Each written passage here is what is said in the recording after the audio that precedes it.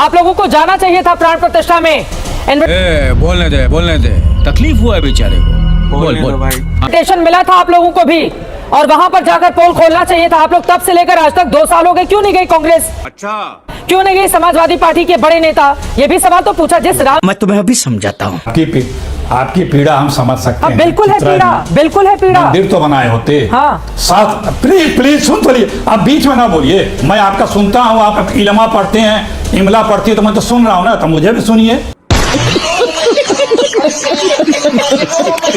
हाँ, आपको भी इमला पढ़ने की जरूरत है ना। ये इस तरह की टिप्पणी नहीं करनी चाहिए। मैंने आप जवाब दीजिए। हाँ, इमला पढ़ के हम सब बड़े हुए हैं। सुनिए, जवाब दीजिए ना। आप बोलिए जवाब दीजिए। मैं तथ्यों के साथ जवाब बोलिए, तथ्य बोलिए। बीच में ना बोल। क्या धर्मानुसार राम मंदिर का प्राण प्रतिष्ठा हुआ था? क्या धर्माचार्यों के अनुसार शास्त्र स्वरूप राम मंदिर बना है? अभी तक क्या बन चुका है? क्या प्राण प्रतिष्ठा करने के लिए हमारे शास्त्रों धर्मों में जो लोग अधिकृत हैं उन लोगों ने वहां प्राण प्रतिष्ठा किया? क्या बात है सर, क्या बात है सर।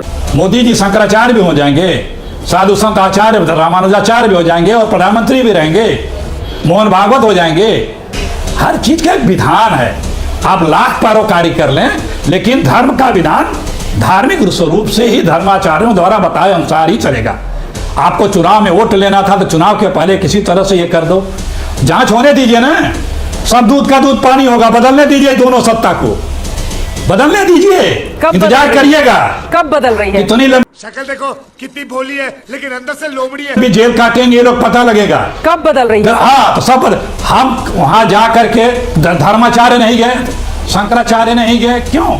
क्योंकि शास्त्र सम्मत नहीं था। जब आप शास्त्र विरुद्ध करेंगे और नियम विरुद्ध करेंगे तो कोई भी जा करके आपको सर्टिफिकेट वहां प्रदान करने के लिए नहीं जाएगा। इसीलिए नहीं लोग गए। सिर्फ बीजेपी के लोग आए, बॉलीवुड वाले, हॉलीवुड वाले, यही लोग आए। मुझे अपने घर जाना है।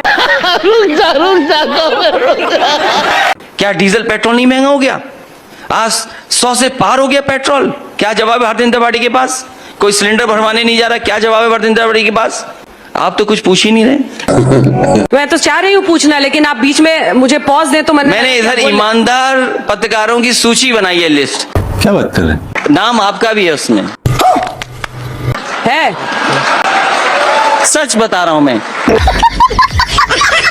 आजकल आप सर्टिफिकेट भी दे रहे हैं। नहीं, सर्टिफिकेट नहीं है ये। हमने भी ईमानदार नेताओं की एक सूची बनाई है। क्या बोला तूने? लाल टोपी रेड अलर्ट है। वो कह रहे हैं फिर समाजवादी पार्टी का गुंडा राज शुरू हो जाएगा। इससे वो डरा रहे हैं जनता को और कह रहे हैं अभी कानून का इकबाल है, लोग डरते हैं और इसी वजह से एक भी दंगा नहीं हुए। आप आएंगे तो दंगा राज आएगा। बताता हूँ। एनसीआरबी का आंकड़ा निकालिए और आज ही आप दिखाइए कि सबसे ज्यादा दंगे या कम्युनल लड़ाइयां किस सरकार में हुई हैं। उनका तो ये दावा है कि उनके दावे से नहीं, मतलब आप ईमानदार पत्रकार हैं। के डेटा है, कानून का इकबाल है या नहीं? आपने खुद ही कहा ठोको की नीति वाले। तो वो कहते हैं हम जीरो टॉलरेंस रखते हैं माफिया के खिलाफ। तो जीरो टॉलरेंस है, इसीलिए तो कप्तान फरार है और माफिया क्रिकेट खेल रहा है। बात सही है। वो तो कह रहे हैं सारे एक्सप्रेसवे वही बना रहे हैं। क्यों झूठ बोल रहे हैं आप भी उनके झूठ के साथ? नहीं, वो तो यही दावा कर रहे हैं ना। उनका तो यही दावा है। कौन सा एक्सप्रेसवे बनाया उन्होंने? आप बताइए मुझे कौन सा? पूर्वांचल एक्सप्रेसवे, जिसका उद्घाटन इतने जोर शोर से प्रधानमंत्री ने किया। अच्छा, ये नकल नहीं की समाजवादी सरकार की कि हम हवाई जहाज उतारेंगे।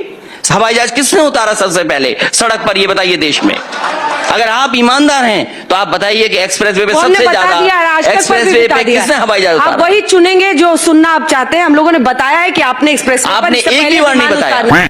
कब बताया? आपने एक भी बार ये नहीं कहा होगा कि समाजवादी सरकार का ये बना हुआ एक्सप्रेसवे है जिस पर सबसे पहले हवाई जहाज समाजवादी सरकार ने उतारा था। अगर एक भी बार आपने बताया हो तो बताइए। क्या बोलूं मैं इस पे? जिस पर बीजेपी आपको घेर रही है सर, वो है परिवारवाद का। क्या बोला तूने? आप बताइए परिवारवाद की डेफिनेशन क्या है? हमको नहीं पता। चलिए अब बताइए डेफिनेशन क्या है? मैनिफेस्टो पर ये वही डेफिनेशन है जो बीजेपी दे देगी आपको। इसीलिए तो मैं कहता हूँ कि कितने ईमानदार पत्रकार हैं आप। ये जो बार बार आप कीचड़ उछालने की कोशिश कर रहे हैं। कीचड़ नहीं उछाल रहा हूं। एक खास शब्द का प्रयोग करके आप ईमानदार ईमानदार बार बार बोल रहे हैं। ये कटाक्ष करने की क्या जरूरत है? मैं कटाक्ष नहीं कर। बोलने दे तकलीफ हुआ है बेचारे को। बोल। मेरा ये धर्म है कि मैं आपसे सवाल पूछूं। मेरा ये धर्म है मैं बीजेपी से पूछूं और आप पूछ लीजिए इस मंच से। हम लोग सुबह से सवाल पूछ रहे हैं। पता नहीं क्यों आज आपने अच्छा, आपकी बात खत्म हो गई? नहीं, मेरी बात खत्म नहीं हुई है। जली ना, तेरी भी जली। आप गलत शब्द बोलेंगे तो उस पर नाराजगी नहीं, 100 बार गलत शब्द जाहिर नहीं, करूंगी। देखिए, ईमानदारी गलत शब्द नहीं है। नहीं, आप जिस ध्येय से बोल रहे हैं ना, आप जिस ध्येय से बोल रहे हैं नहीं, अखिलेश नहीं, जी, देखिए आप फिर वही खेल कर रहे हैं, आप फिर वही खेल कर मैं आज के बाद ईमानदारी नहीं बोलूंगा।